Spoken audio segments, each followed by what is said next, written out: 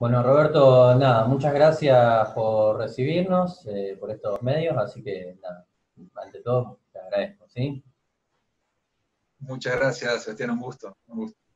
Bueno, me interesaba hablar un poco sobre dos cuestiones que son sobre una cuestión en realidad, digo en dos porque fueron dos encuentros, creo, ¿no? De diferentes sociedades científicas a través del círculo médico para un poco ver el estado del arte del coronavirus. ¿Cómo surgió esta iniciativa de parte del círculo médico?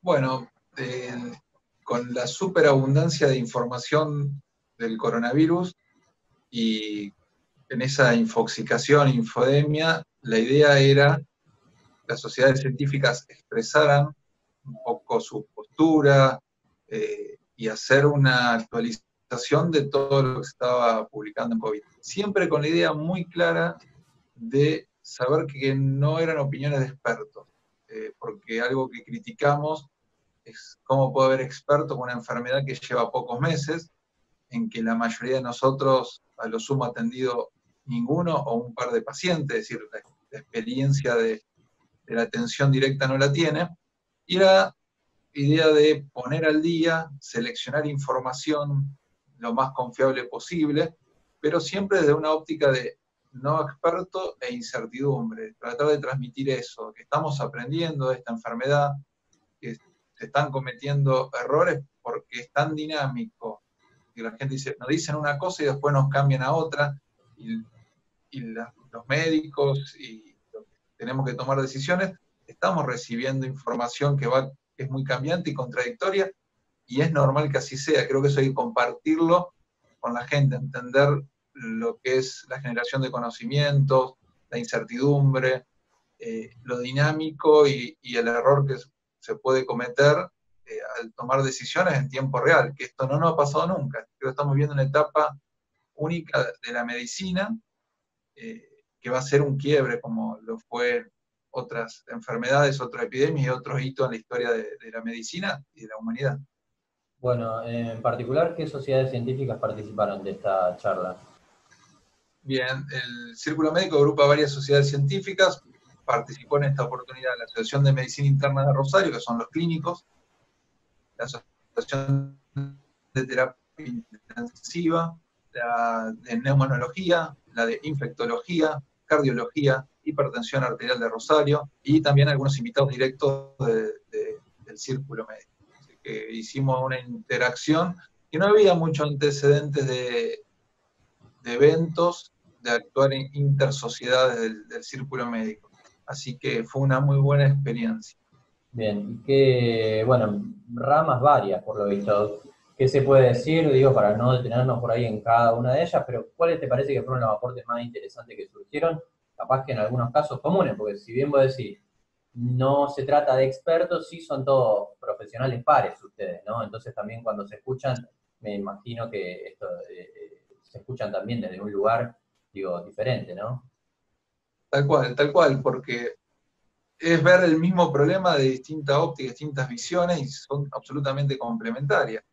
Como la ve un clínico, ya el infectólogo más en algunos detalles de opciones de tratamiento, el neumonólogo con las manifestaciones pulmonares, hubo un aporte muy bueno desde la bioquímica, es decir, con eso transdisciplinario, el doctor Fay, un muy conocido y referente bioquímico clínico, explicando las pruebas de detección y dudas que tenemos, cuándo empieza a dar positivo, cuándo se lo considera curado, la sensibilidad y la especificidad de cada prueba que usamos para los diagnósticos. Oscar Botazo, un investigador muy conocido en Rosario, inmunólogo, dio su visión desde la inmunología, pero también algo más filosófico es en cómo generar conocimiento en el medio de una pandemia. A mí eso me resulta muy movilizador, porque situémonos en el mundo real que tenemos que atender a un paciente con coronavirus que se está complicando. ¿Qué tratamiento le ofrecemos? ¿Tenemos evidencia fuerte de un tratamiento efectivo? Entonces tenemos la opción de decir, bueno, no hay nada claramente demostrado, no le proponemos ningún tratamiento porque no hay la evidencia fuerte que estamos acostumbrados a tener. Lo que es generar conocimientos y evidencias en el medio de una pandemia. Es decir, pocas veces nos toca tratar pacientes donde no tenemos pruebas suficientes de que un tratamiento es realmente efectivo. Entonces, por un lado, están quienes dicen, si no tenemos todas las pruebas suficientes, no podemos indicar un tratamiento, y sabemos que el método científico requiere tiempo, y entonces otros dicen, bueno, si esperamos demostrar con todas las de la peso de la evidencia, vamos a requerir demasiado tiempo y puedo perder oportunidad de tratar. Uno dice, si la penicilina tendría que haber pasado por todas las fases de la evidencia, hubiésemos tardado muchos años más en salvar vidas. Por otro lado, uno quiere evitar causar daño que puedan tener el uso de cualquier fármaco cuando no hay prueba disponible. Entonces, ¿cómo adaptar los estándares habituales del método científico en el medio de una pandemia que lo urgente y lo importante se te juntan? Y eso es toda una discusión. Es decir, la idea siempre es tratar de mantener los estándares, las mejores pruebas que tengas disponibles, pero hay que adaptarla a la situación. Por eso coincidimos que si bien hay muchos fármacos, todos están en fase de investigación, y por el momento, dentro de protocolos de investigación, advirtiendo eso a los pacientes, que no tenemos todavía fármacos demostrados que curen, no sabemos si los va a haber, podríamos usar estas opciones terapéuticas. Es decir, que se discutieron muchos aspectos. El doctor Manera habló de cuestiones de bioética, una situación que nadie desea, ni la sociedad ni los médicos, en si desborda el sistema de salud, no tenemos recursos, no hay, por ejemplo, un respirador disponible a alguien que lo necesite. Tomar esas decisiones de limitar esfuerzos y hacer lo que es el triage de seleccionar pacientes, algo que todos queremos evitar, que ha generado en países como España o Italia mucho daño emocional al personal de la salud, a los familiares. ¿Y de la bioética qué decía el doctor Manera? Y bueno, que puede ser una situación que hay que limitar esfuerzos, cómo transmitir eso, cómo se selecciona pacientes con menos expectativa de vida. Uno debería seleccionar para limitar esfuerzos con respecto a alguien con mayor expectativa, pero imagínate lo duro de esa situación. Y le hacíamos la pregunta, pero bueno, un médico solo tomando esta decisión, ¿cómo acompañar la institución y cómo prepararse para eso? Ojalá que no ocurra, pero es bueno discutirlo porque pasó en algunos países y no sabemos cómo va a devenir en el nuestro, en nuestra situación. Bien. Y en ese sentido, ¿cómo te parece, y en función de lo que se habló entre los diferentes colegas, que está el sistema de salud? Digo, ¿está preparado? ¿Todavía será un desafío afrontar lo que queda de este invierno y de este año? Con esto, con salud, todo esfuerzo que haga siempre parece no suficiente. Es decir, siempre se puede hacer algo más o prepararse un poco más. El aislamiento, la cuarentena, la experiencia previa a otros países nos dio el factor tiempo. Por suerte esto no empezó acá. Y creo que el tiempo se utilizó bien en lo que respecta a la ciudad, a la provincia, que lo que uno ve más de cerca. Se destinaron fondos a salud, se organizaron los servicios, se ha comprado material para bioprotección y bioseguridad. Siempre en algunos aspectos puede faltar o no ser suficiente, a veces hay problemas hasta de provisión. Organizando lugares para alojamiento de pacientes que no pueden estar en su casa y que son de bajo riesgo o de una evolución leve de la enfermedad, que por ahí no pueden aislarse en su casa. Creo que el esfuerzo de lo que se puede hacer va bien encaminado, y es siempre bueno sumarlo. Y si no lo usamos nunca, mejor aún. Pero la preparación se hizo, se realizó y se está haciendo. Así que ese tiempo que nos dio la enfermedad y el aislamiento, que ha tenido resultados muy buenos en cuanto a frenar el pico y el desborde del sistema de salud, favorece la circunstancia.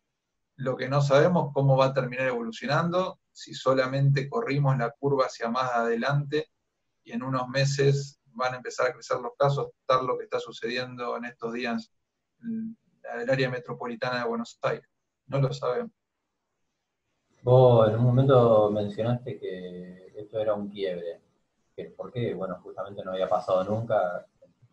historia de la humanidad, digo, que todo el mundo esté detenido, en particular desde la medicina, ¿en qué aspecto lo ven ustedes como que... Sí, uno cuando ve la historia de la medicina, epidemias, pandemias, hubo muchas. Cuando ve el número de vidas perdidas por otras pandemias, por ahí todavía estamos lejos de millones, como la famosa gripe española, y otras epidemias que están en la historia de la humanidad.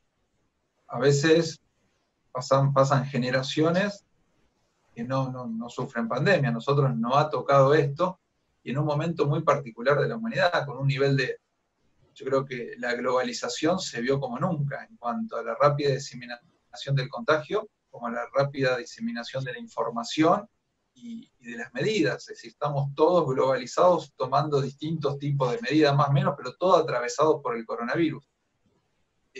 Y sin duda, esta cuestión excede a la medicina. Uno hasta a veces está hastiado de tanta información y tanto coronavirus, pero tampoco parece que podemos hablar de otra cosa y discutir otra, porque nos atraviesa socialmente, culturalmente, emocionalmente. Por eso me refiero que es un quiebre y que no es una enfermedad más o una epidemia más, como hemos tenido muchas, apareció la endemia, fiebre amarilla, el dengue y todo esto. Que sea tan globalizado y atraviese tanto a la sociedad me parece único. Y te pregunto, desde la comunidad científica, ¿hay cuestionamientos en función de cómo se está gestionando este estado de pandemia? Digo, porque de verdad que se suelen escuchar pocas voces, por ejemplo, que estén o en contra del aislamiento social o que tal vez cuestionen, digo porque son pocas y de verdad que se pueden contar, digo, cuestionen la importancia que se le da al coronavirus frente a otras enfermedades, como dijiste, el dengue, qué sé yo, aquí en nuestra región, digo eso en particular. Sí. A ver, es muy... Si uno lo lleva a números absolutos, dice, hay tantos muertos provocó el coronavirus y la gripe común provoca lo mismo. La mortalidad puede ser del 0,7% Wuhan hasta el 8% España, Italia, Francia. Cifras muy discordantes. Y hay quien dice, bueno, esto no va a tener tanto impacto, o el número final, no lo sabemos. Hay que entender que estamos en el medio y hacer proyecciones, es tanta la incertidumbre y tantas las chances de fallar que no es conveniente. Por supuesto, hay voces que indican que el aislamiento y la cuarentena es un método efectivo al corto plazo. Esto sobre todo viene de Suecia, hay epidemiólogos suecos sostienen que es tan contagioso que tarde o temprano nos va a terminar contagiando y el número final de infectados y posiblemente fallecidos sea el mismo, hayamos o no aplicado medidas de aislamiento. O otros que sostienen que el aislamiento podría bajar el número de contagios finales y evitar fallecidos. Esto no lo sabemos, ¿no? Esto se va a saber después que pase, que se saque el número y se sienten a analizar los resultados. Hoy por hoy sí podemos sostener que es muy contagioso, que es muy difícil frenarlo, y que la cuarentena por lo menos nos dio tiempo para no desbordar el sistema de salud. En eso se discute poco. Ahora, si va a haber el pico más adelante, se corrió la curva y el número final va a ser el mismo, no lo sabemos. Con lo cual, yo quiero agregar otra cuestión, que quiero por ahí ser un poco crítico. Dijiste los estamentos científicos, cómo se han manejado, la forma de comunicación, y creo que ahí hemos fallado, por lo menos en lo que uno ve en lo que es comunicación a la sociedad. Los médicos, los científicos, no estamos acostumbrados a los medios, a la comunicación masiva, estamos más acostumbrados a comunicaciones internas, en congresos, en eventos, o estar frente a un paciente o una familia. Y creo que la exposición ha llevado a esta cuestión de transformar en experto a quienes no lo son, en no poder mostrar incertidumbre, o tratar de mostrar certezas que no tenemos. o transmitir mensajes que yo creo que la población, al escuchar a un científico o a un pseudo experto dar ciertas conclusiones, puede tener un impacto muy fuerte. Entonces están la gente que entra en pánico, miedo y temor, o aquellos como, no, esta pandemia al final tal profesión dijo, no es para tanto, nos están controlando y poniendo miedo. Creo que sí hay que ser muy cuidadoso, y creo que una de las principales funciones desde la ciencia y de la medicina en esto es transmitir. Estamos aprendiendo, estamos en un mar de incertidumbres, las decisiones pueden ser cambiantes, nos podemos equivocar y mostrar mucha humildad ante esto y no tratar de hablar desde una verdad absoluta porque nadie la tiene. Yo creo que hablar de verdad absoluta en esto se está cerca de ser un charlatán. Bien, y un poco tomando un poco eso que decís, uno de los temas también que se trató fue la infoxicación. Digo, esto también me imagino que se vive adentro del médico profesional, ¿no? Sí, porque nos cuesta mucho analizar, y es tanto el bombardeo de información donde se hace una cortina de humo que por ahí te dificulta ver lo valioso. Entre tanta información hay fake news, información extrema, alguna que te das cuenta enseguida y cualquiera que puede ser falsa, otra muy bien armada, muchos con muy buena intención que quieren contribuir, pero por ahí se reúnen un par de profesionales, toman algunos artículos, sacan algunas conclusiones como si desde una hipótesis fisiopatológica que esté implicado esto, y terminan siendo como recomendaciones de tratamiento. Eso es hasta peligroso. Entonces hay que tener cuidado con este bombardeo de información que se viraliza y nos llega a todos, a gente de la medicina y todo el público en general, y se hace difícil hasta a alguien que está acostumbrado a leer artículos científicos ver lo verdadero de lo falso o lo realmente útil y valioso entre tanta cortina de humo y bombardeo apabullante de información. Creo que con esto vivimos lo que se venía hablando del exceso de información a la máxima expresión en esta pandemia. Yo usé la palabra, se transformó la pandemia en un pandemonio, que está ahí muy relacionada a la palabrita, pero el significado de un lugar con mucho ruido y confusión, que creo que es por donde estamos discurriendo. Y en ese sentido, digo, atendiendo a la sobreinformación que hay, ¿te parece, digo, en tu vida cotidiana, te lo pregunto, ¿te parece que la gente está al tanto de que utiliza correctamente los métodos y las formas de prevención que más o menos se estipularon? ¿O en ese sentido también hay un ruido? No, creo que hay un ruido en ese sentido, y cuesta, y es muy personal. Causa mucho daño si uno lo ve en amigos, en familiares y en pacientes, con mucho nivel de angustia y ansiedad, y van tras cada noticia desde las esperanzas de que alguien encontró la cura y la solución, hasta imágenes de gente que necesita un respirador y no lo tiene. Ha sido muy, muy fuerte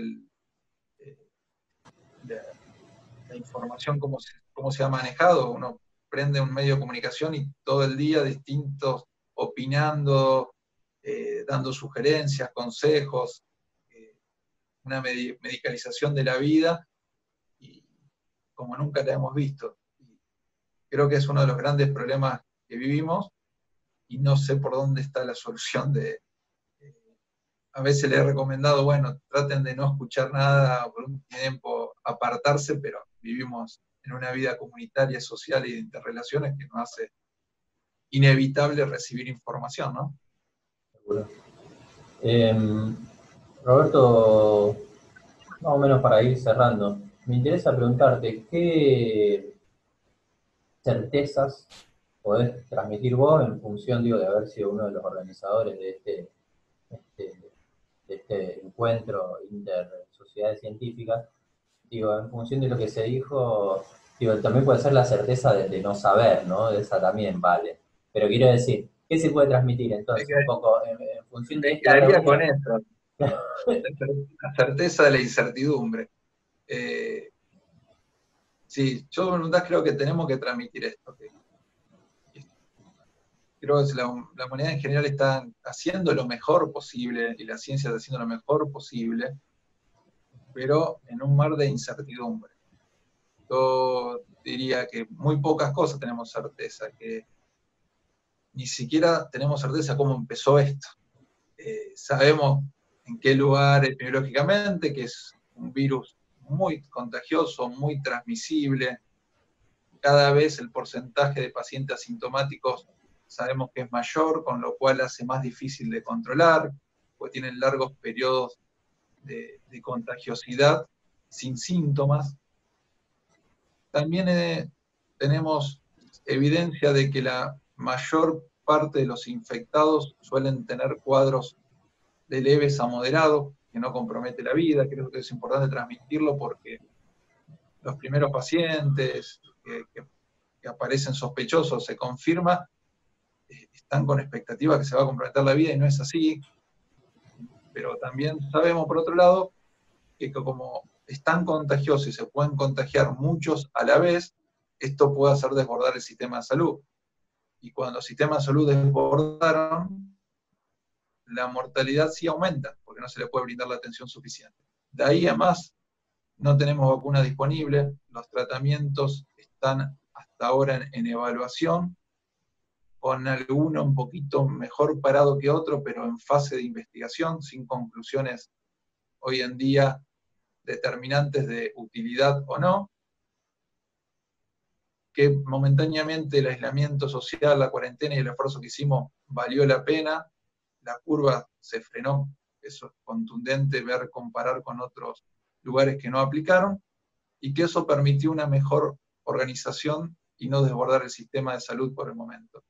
De acá en más, vamos a ir escribiéndolo día a día, probablemente cometiendo errores y bajando de a poquito los niveles de incertidumbre. Mucho más no creo que fallaría y caería en esta pseudo experticia y hablar de verdades que por ahora no tenemos la evidencia. Bien, bueno, y también bajar un poco la ansiedad, porque bueno, justamente eso como decías, ¿no? Digo, esas son las herramientas. De lo que sí se sabe que tiene que ayudarnos a bajar la ansiedad, ¿no? Digo, ahí la mayoría de los pacientes tienen de signo leve a moderado, digo, tratar de... Sí, totalmente, totalmente. Hay, si uno quiere números, porque esto también fue lo otro que vimos, la pandemia de los números. Nunca se han contado los infectados y muertos día a día, lugar por lugar. Son gente muy sensible, tiene un efecto, como dijiste, de ansiedad importante. Y la ansiedad, sabemos que baja las defensas, nos enferma, descompensa enfermedades. Es muy bueno tratar de transmitir cierta tranquilidad en cuanto a que uno no es que se enferma con coronavirus y va a terminar un respirador. Son los menos probables, pero bueno, también es importante tratar de que no nos contagiemos todos juntos, y hay población que es mayor riesgo que otra. Pero hay que tratar de transmitir esto porque la ansiedad no soluciona nada y al contrario, nos complica en todo sentido. Bien, bueno, buenísimo, Roberto. Bueno, Nada, te agradezco mucho y vamos a seguir en contacto. ¿Eh? de acuerdo, de acuerdo. Te estamos siguiendo en los distintos medios. Dale, un Gracias, abrazo. gracias a vos por la convocatoria. Dale, un abrazo.